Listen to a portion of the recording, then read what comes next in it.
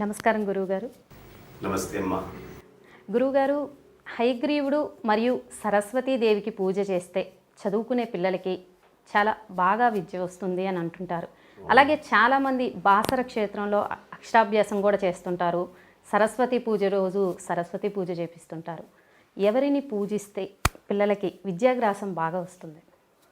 ఎవరిని పూజించినా విద్యాభ్యాసం బాగా వస్తుంది. వాడికి పూజించటం అనే లక్షణం ఉంది అంటే పైన ఒక పెద్దలు ఉన్నారు అని వాడు సరెండర్ అయి వాళ్ళకి నమస్కరించి అహము అనేది లేకుండా చదువుకుంటాడు. నేను అని ఉన్నవాడు ఆంబోతులాగా ఇష్టం వచ్చినట్టు తిరుగుతాడు. నేను కాదు ఇంకోటి ఏదో ఉంది అనుకునేవాడు వినయ విధేయతలతో చదువుకుంటాడు. First point. రెండు, హయగ్రీవుడు వేదాలన్నిటినీ హైహయుడు అనేటటువంటి రాక్షసుడు ఎత్తుకొని వెళ్ళిపోతూ ఉంటే ఆ రాక్షసుణ్ణి గుర్రం రూపంలో వాడు ఎత్తుకెళ్తుంటే స్వామి కూడా, విష్ణుమూర్తి కూడా గుర్రం రూపంలో వచ్చి వాడిని సంహరించి ఆ వేదాలన్నిటినీ పరిరక్షించి బ్రహ్మదేవుడికి తిరిగిస్తాడు. వేదాన్ని పరిరక్షించి వేదస్వరూపమైనటువంటి వాడు హయగ్రీవుడు.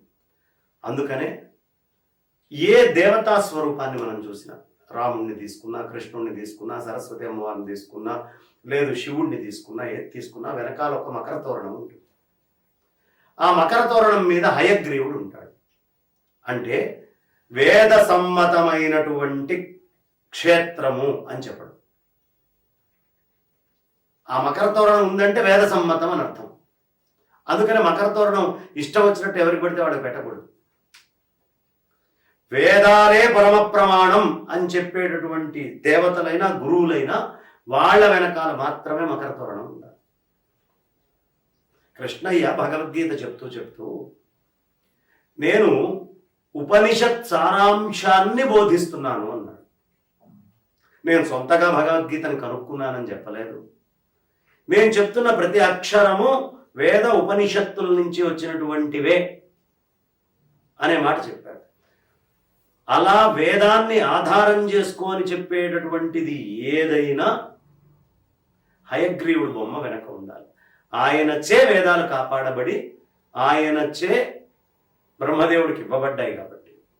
అయితే కాపాడినటువంటి వాడు హయగ్రీవుడు. సూత్రాన్ని, మూలాన్ని, మూల పదార్థాన్ని, ముడి సరుకుని, ఈ ముడి సరుకుని వస్త్ర రూపంగా రకరకాల రూపాల్లో ఎవరికి ఎలా కావాలో అలా డిజైన్, వాళ్ళు ధోతులు వేసుకుంటారు, వాళ్ళు చీరలు కట్టుకుంటారు, ఇంకో రూపం వస్త్రాలు రకరకాలుగా వేసుకుంటారు కదా. పత్తి అనేటటువంటిది ఒకటి, ఆ పత్తిని వస్త్రం కింద మార్చిన బ్రాండ్ ఒకటి. ఈ పత్తి అనేటటువంటి స్థాయిలో వేదాన్ని కాపాడినటువంటి వాడు హయగ్రీవుడైతే దాన్ని నానావస్త్ర రూపంలో విశేషమైనటువంటి విద్యలాగా అన్ని చోట్ల అందించి అంతటా అందరికీ సమకూర్చి చేర్చేటటువంటి తల్లి సరస్వతి అమ్మవారు. ముడి సరుకు దగ్గరికి వెళ్ళి హయగ్రీవుణ్ణి పూజించిన, లేదు ఆ వస్త్రాన్ని అంత ప్రాసెస్ చేసి జనాలందరికీ అనేక విద్యారూపంగా తానే లోపల విద్యల్లో ఉండి అందించినటువంటి సరస్వతికి పూజ చేసిన విద్య ఖాయంగా వస్తుంది. కానీ మనం ఎండ్ ప్రోడక్ట్నే చూడటం అలవాట్లో ఉంటాం కాబట్టి సరస్వతి అమ్మవారు బాసరకు వెళ్ళి అన్ని చోట్ల చేస్తాం. ఆ బాసర సరస్వతికి కూడా వెనకాల హయగ్రీవుడు. కాబట్టి హయగ్రీవుడు వేరు, సరస్వతి వేరు కాదు. మంచుగడ్డకి ప్రవహిస్తున్నటువంటి నీళ్ళకి ఉన్న తేడానే హయగ్రీవుడికి సరస్వతి అమ్మవారికి ఉంది. మంచుగడ్డగా ఉన్నప్పుడు తాగలేదు. దాన్ని తాగగలిగేది ఎప్పుడు? అది కరిగి నీరై ప్రవహించేటప్పుడు. ఆ కరిగి నీరులాగా ప్రవహించేటటువంటి విద్య మొత్తం సరస్వతి. అన్నిటిలో సూక్ష్మభూతంగా ఉన్నటువంటి ఆ స్వామి హయగ్రీవుడు. ఒకళ్ళు ఎక్కువ ఒకళ్ళు తక్కువ ఏం లేదు. ఆయనే సరస్వతిగా మారుతాడు, ఆవిడే హయగ్రీవుడిగా మారుతుంది. కాబట్టి విద్య ప్రధానం ఇక్కడ. అలాంటి స్టాటిక్ అండ్ కరెంట్ రెండు విద్యల్ని ఇచ్చేటటువంటి దేవతా స్వరూపాలు కాబట్టి ఎవరిని పూజించినా భక్తితో, శ్రద్ధతో పూజించాలి.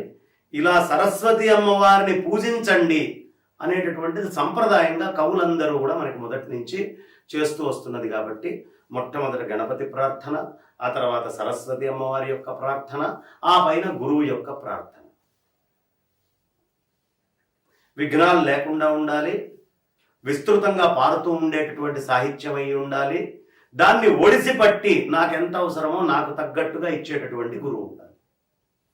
మేఘాల నుంచి నీళ్లు రావాలి, నదులు పారాలి, ఆ నదులు మా ఇంట్లో ట్యాంకులోకి రావాలి, ఆ ట్యాంక్ దగ్గర పంపులో నేను తిప్పినప్పుడు నాకు ఎన్ని నీళ్లు అవసరమో అన్ని రావాలి.